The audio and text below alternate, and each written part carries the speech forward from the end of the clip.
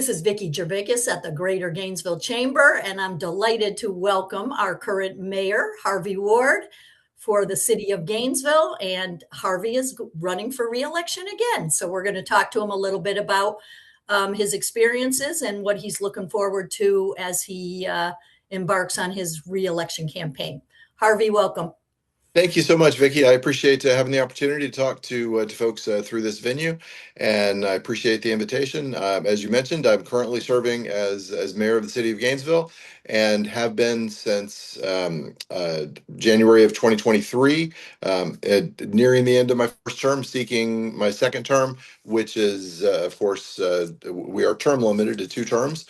Prior to this, I served 2 terms as a Gainesville City Commissioner for District 2, and I worked extensively prior to that in the nonprofit community, both as a director and as a fundraiser. Very good. All right, well, I'm going to jump right into our questions now. And the first one is, what is the role of the city commission and specifically the mayor in the community, do you feel? So there are many roles. The most basic role, of course, is to pass a city budget that provides services for the people who live in our community. That's the thing that we have to do, the thing that we're required to do once a year, and that must be a balanced budget by statute. And we're well on track to getting that done a couple months ahead of time. I expect that at our meeting this week we will wrap up that balanced budget.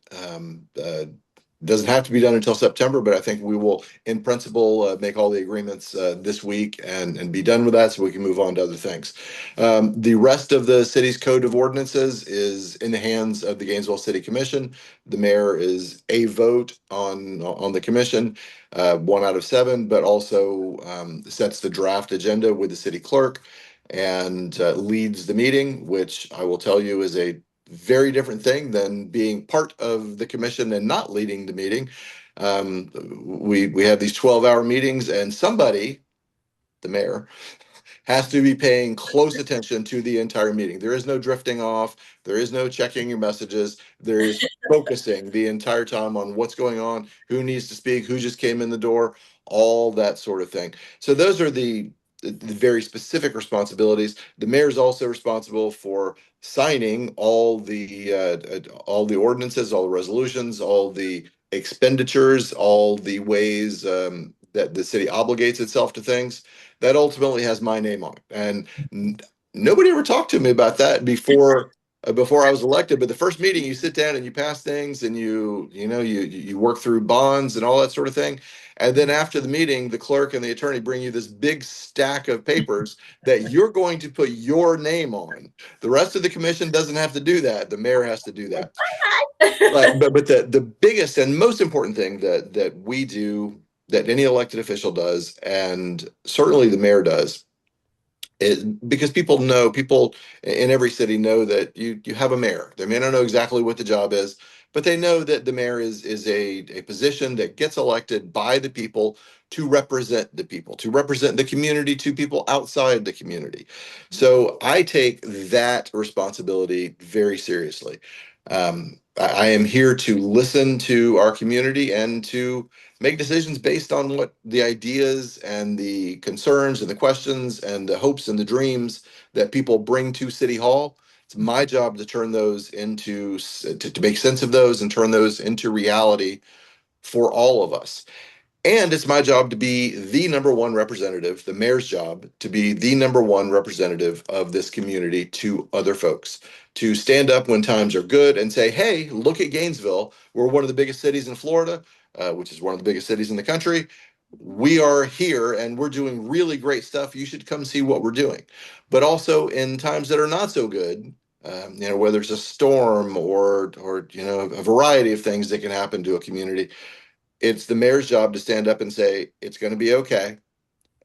We are here to serve you. We are serving you, and your local government is on the job. Take a deep breath. Let's get through whatever this is together. Very good. And you, of course, touched upon this a little bit in your opening, but what would you say your particular skills and experiences aid you in being the mayor and running for office again? So Gainesville is very much a nonprofit community. We have one of the biggest concentrations of nonprofit organizations anywhere in America, really, in our city of 151,000 people. And that includes organizations as large as the University of Florida and as small as dozens, if not hundreds, of one or two person nonprofits. Having worked in that venue for the University of Florida at WUFT as a director and a fundraiser for many years, and having worked for much smaller organizations, both as an employee and as a member of Lord knows how many different nonprofit boards, I know how the nonprofit community in Gainesville works and what it needs to thrive. And our commission is interesting because I bring that to the commission. We also have commissioners who have worked in public safety. We have several commissioners who are currently operating small businesses. We have folks who've worked in the arts. It is a really interesting group of people. We have folks who are tradespeople who can very specifically represent people who go out and sweat for a living. Mhm. Um, we have a great commission that represents lots of different parts of our community, but it's fairly rare for the Gainesville City Commission to have a member, much less a mayor, who has more than 20 years of experience in the nonprofit and fundraising community. Um, in that venue, I know that it's got to be somebody's job to make sure that things are operating in such a way that you can go out and ask your members, your supporters for the funds so that the organization can continue its mission and so that the people who work there can keep going to the grocery store. Mhm. Mhm. Very good. Okay, next question, and you have good familiarity with this, but what are your top priorities and projects, and what would you take forward into your next term? So we're going to keep doing what we've done in the past 3.5 years. We have been able to bring down crime, and particularly violent crime, in a substantial way. We came into office. There was a lot of gun crime in Gainesville, and there just isn't as much now. And that's not by accident. Certainly there are national trends at work. Since the last year of the Biden administration, we've seen gun violence take a dip in many cities around the country, but certainly not all cities. We at the city of Gainesville recognized in 2023, we agreed that this was a public safety, a public health issue, not just a law enforcement issue, but a public health crisis that we needed to throw the whole city kitchen sink at. And we did. We worked with every neighborhood that we could find that wanted to work with us, with every community group, and with every department at the city of Gainesville. Not just saying, GPD, you got to do a better job with gun violence. We got all the departments on board, and we saw a very measurable decrease in gun violence in our community. So we're going to keep doing that, but we're going to put an extra special. We are putting an extra special um, focus on domestic violence because I've noticed, and so has Chief Moya, that much of our gun violence happens in the home among people who are known to each other and care for each other. So domestic violence is a thing that I believe the city of Gainesville can have an impact on. It doesn't have to be just a thing that happens and gosh, we wish it didn't happen. We can have an impact on decreasing rates of domestic violence and partner violence in our community. We have focused on Vision Zero, on lowering the number of traffic injuries, both drivers and pedestrians and cyclists in this community. We've been at work on that for many years, and particularly in the last 4 years, we have brought the number of injuries and deaths on our streets way down. Last year, we had fewer people injured on our streets than in any year in the past decade, and I believe we're on track to do that again. The big focus, though, has been on affordable housing. We have over the last 4 years change the way that we think about the city's approach to affordable housing.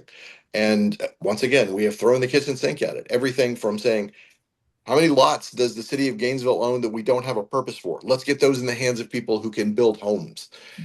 To directly investing financially, to rethinking how our zoning and land use work, to rethinking how our permitting works.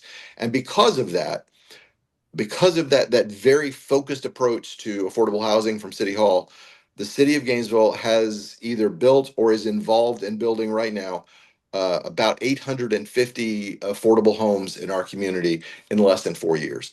I'm super proud of the way our city staff and our community have responded to that challenge. I believe we can build another 1,000 homes over the next 4 years, and we must. We don't have a choice. This is what our community needs. But I saw a headline in the Gainesville Sun this morning. We do that because there is a housing affordability crisis, right? Right.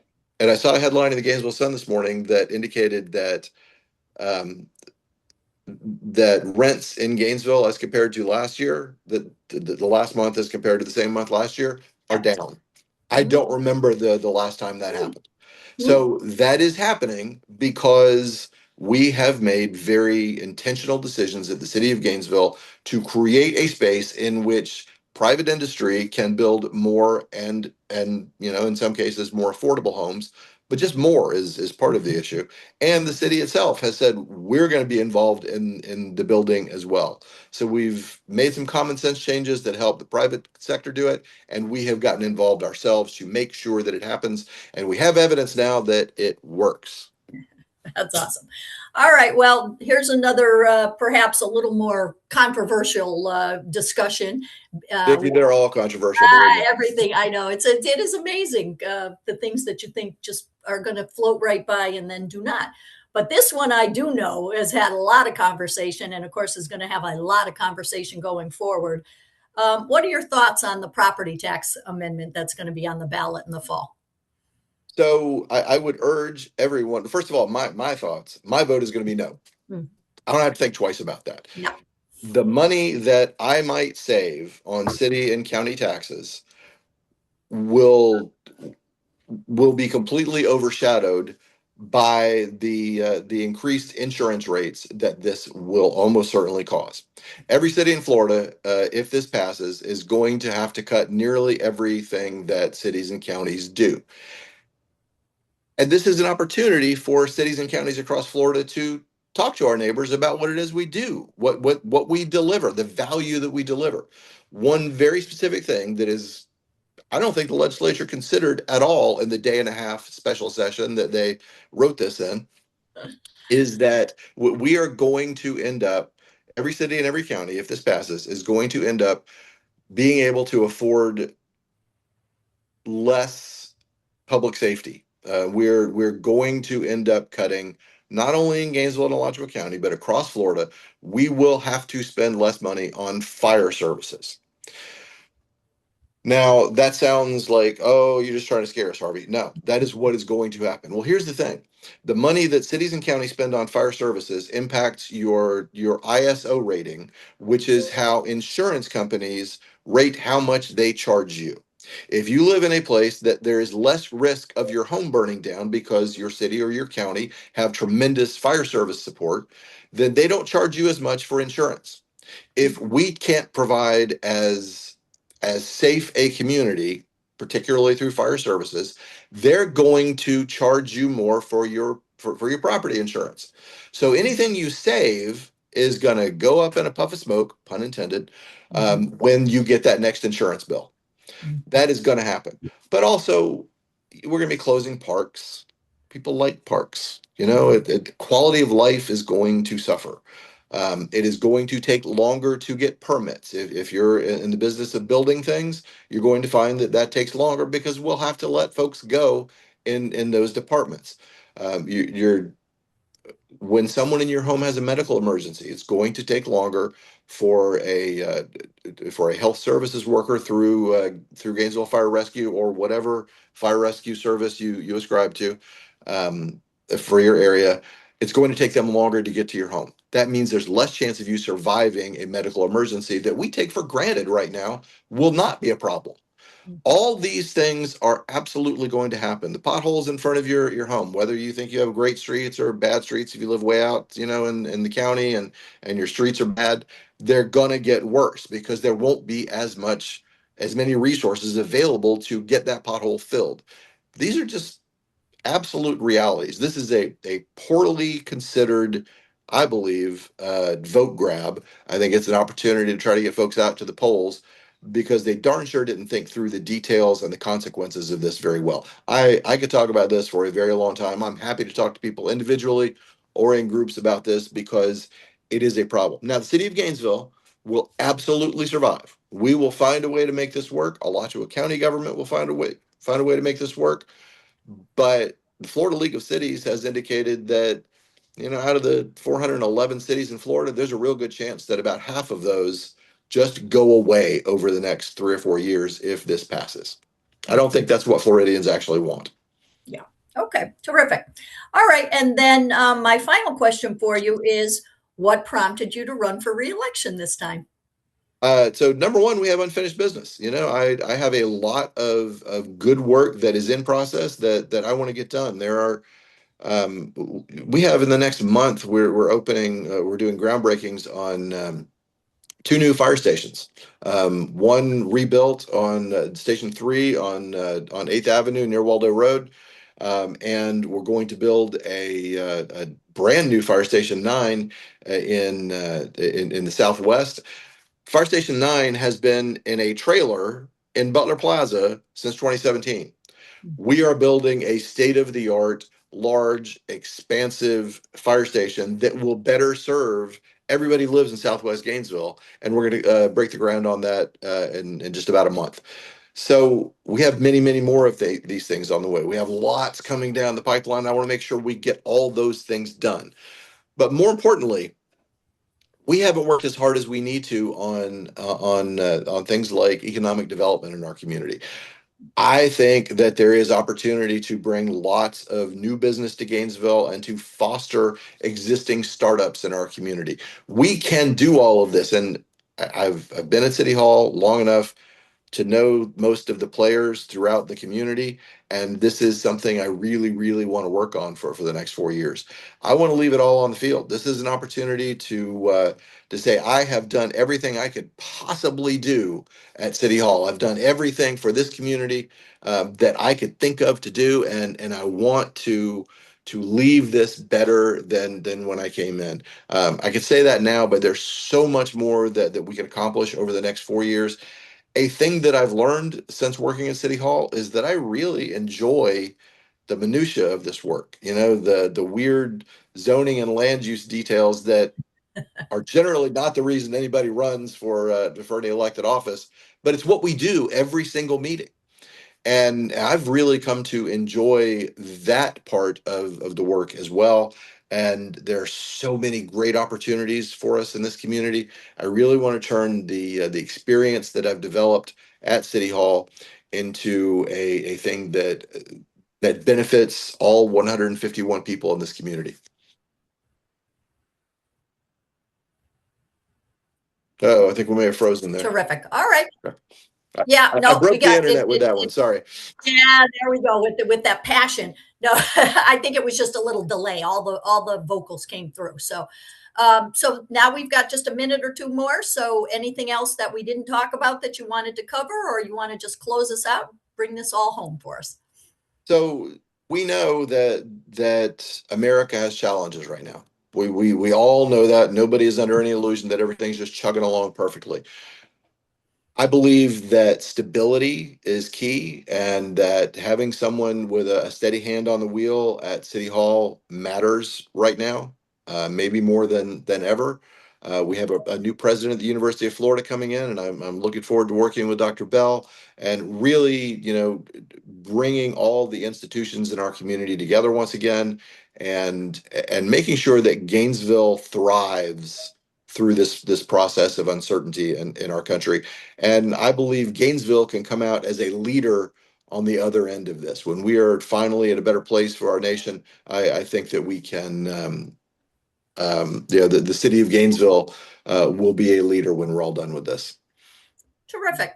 All right. Well, I'm going to kind of wrap my little part up by echoing Harvey's thoughts in that, it's on us as a community. That's why we're out here. That's why we have elections, so that we can have the best people representing us and making our community the way we want. The way we do that, one very important way, is to get out and vote. And at the Greater Gainesville Chamber, we want everyone to make their voice heard. So please mark your calendars, however you like to do it. Get out and do it on Tuesday, August 18th. Thanks Very so much, good. Harvey. Always a pleasure to talk to you. Thank you, Vicki. Appreciate you.